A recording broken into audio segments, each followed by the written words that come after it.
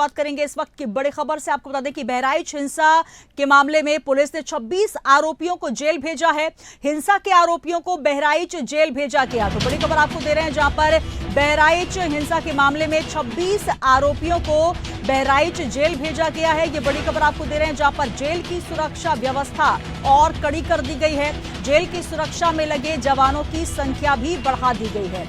तो बहराइच गोलीकांड के मामले में 26 आरोपियों को जेल भेजा गया है। जेल की सुरक्षा व्यवस्था चाक चौबंद कर दी गई है।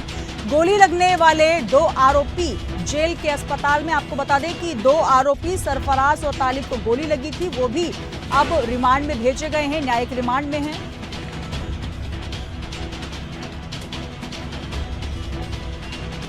तो बड़ी खबर आपको दे रहे हैं, जहां पर बहराइच सांप्रदायिक हिंसा मामले में 26 आरोपियों को जेल भेजा गया है।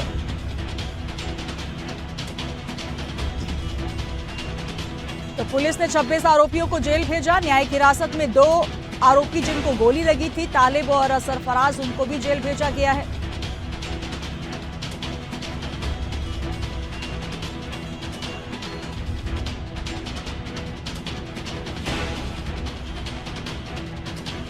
वाले 2 आरोपी जेल भेजे गए। अन्य 3 आरोपियों को 100 कैदियों की क्षमता वाले बैरक में रखा गया है।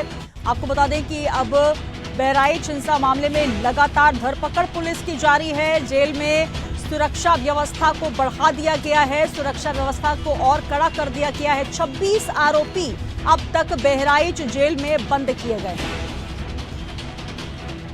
तो बड़ी खबर आपको दे रहे हैं, जहां पर बहराइच हिंसा मामले में 26 आरोपियों को जेल भेजा गया है। जहां पर दुर्गा प्रतिमा विसर्जन के मामले में जो गोली लगी थी, रामगोपाल मिश्रा की गोली मारकर हत्या कर दी गई। इस पूरे मामले में 26 आरोपी जेल में है। तमाम जानकारी के साथ लखनऊ संवाददाता राशिद सिद्दीकी हमारे साथ जुड़ रहे हैं। राशिद, जिस तरीके से लगातार बहराइच सांप्रदायिक हिंसा को लेकर पुलिस ताबड़तोड़ कार्रवाई कर रही है, जहां पर सरफराज तालिब की नेपाल के रास्ते से गिरफ्तारी हुई और अब 26 आरोपियों को जेल भेजा गया है, अभी क्या कुछ पुलिस प्रशासन की तरफ से और ताजा अपडेट? देखिए, बिल्कुल सुनीता, लगातार जो है बहराइच पुलिस अब पूरे इस मामले को लेकर गंभीरता से सभी की धरपकड़ कर रही है और लगातार इस पूरे मामले में देखा गया है जो गिरफ्तारी की जो संख्याएं हैं वो लगातार बढ़ती जा रही है। 26 लोगों को अब तक देखिए जेल भेज चुके हैं और कम से कम 50 लोग अभी भी न्यायिक हिरासत में हैं, उनसे पूछताछ की जा रही है। लगातार उनको जो है चिन्हित किया जा रहा है सीसीटीवी माध्यम के वीडियो के माध्यम से लगातार जो है उनसे पूछताछ की जा रही है। तो कहीं ना कहीं देखिए लगातार जिस तरह से बहराइच पुलिस अब एक्शन मोड पे नजर आ रही है, तो इससे कहीं जो है इससे साफ तौर पर है कि जिस तरह से देखिए बहराइच में जो हिंसा हुई थी, हिंसा के दौरान जिस तरह से जो है युवक की हत्या हुई, उसके बाद जिस तरह से एनकाउंटर हुए, तमाम सवाल सरकार के ऊपर थे। और ऐसे में देखिए आज जिस तरह से लगातार जो पुलिस है वो पूरी तरह से मुस्तैद है और लगातार जो आरोपी हैं उनको चिन्हित किया जा रहा है, उनको भेजा जा रहा है। आज जिस तरह से बहराइच पुलिस ने एक लिस्ट जारी की, लिस्ट में तमाम उसके जो 26 आरोपी हैं उनके लिस्ट जारी की, सभी बाकायदा उनका नाम लिख के नाम जो है नाम के साथ में जाहिर किया है। तो जाहिर सी बात है, देखिए बहराइच पुलिस कहीं ना कहीं अपनी जो नाकामी है वो छिपाने के लिए तमाम सफल प्रयास करेगी, तमाम तरह की जो है अब वो गिरफ्तारियां करेगी। और आज अगर हम बात करें तो ताजा अपडेट तो इस समय सुनीता है कि आज आरोपियों को घर के बाहर जो है नोटिस भी चस्पा कर दी गई है। कहीं ना कहीं बुलडोजर की जो कार्रवाई है वो भी अब बहराइच के अंदर साफ तौर पर देखने को मिलेगी, क्योंकि लगातार जिस तरह से बताया जा रहा था पीडब्ल्यूडी विभाग की तरफ से कि उन मकानों को चिन्हित किया गया है जिनका नक्शा नहीं पास है, जिनको डीएम के यहाँ से उसका जो है स्वीकृत नहीं किया गया है। तो इन तमाम चीजों को लेकर जिस तरह से आज जो कार्रवाई होनी है, जिस तरह से आज मकानों में जहां जहां नोटिस चस्पा है वहां की नपाई वहां पैमाइश होगी और किन मकानों में कितनी कमियां हैं उनको लेकर उन पर कार्रवाई होगी। हालांकि देखिए 3 दिन का वक्त भी देगी शासन उनको कि जिनका जिनका जो अवैध मकान हो अपने हाथों से गिरा ले। लेकिन देखिए सवाल अब बड़ा बनता है, क्योंकि बहराइच हिंसा लगातार जिस तरह से हिंसा हुई, उसके बाद से जिस तरह से राजनीति हुई और जिस तरह से पुलिस का जो एक्शन हुआ, चाहे वो एनकाउंटर हो चाहे गिरफ्तारी पे, तमाम जो सवाल है वो उत्तर प्रदेश पुलिस के साथ साथ बहराइच पुलिस पर उठ रहे हैं। और कहीं ना कहीं देखिए बहराइच पुलिस इन सब चीजों को छिपाने के लिए, अपनी नाकामी को छिपाने के लिए लगातार जो अरेस्टिंग का जो प्रोसेस है वो अब चला रही है।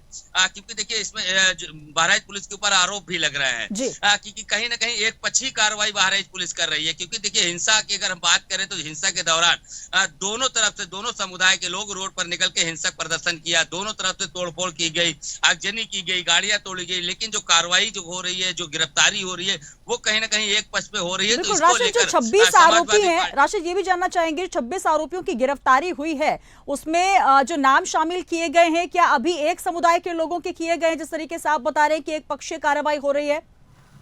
जी बिल्कुल सुनीता, क्योंकि लिस्ट जो जारी किया बहराइच पुलिस में वो 26 के 26 आरोपी मुस्लिम समाज से निकल कर आते हैं। तो जाहिर सी बात है एक समुदाय पर कार्रवाई हो रही है। तो ऐसे में जिस तरह से देखिए अखिलेश यादव ने इस पूरे मामले को गंभीरता से लिया, उन्होंने भी कहा, जिस तरह से अगर हम कांग्रेस की बात करें, अजय राय ने भी इस मुद्दे को गंभीरता से उठाया।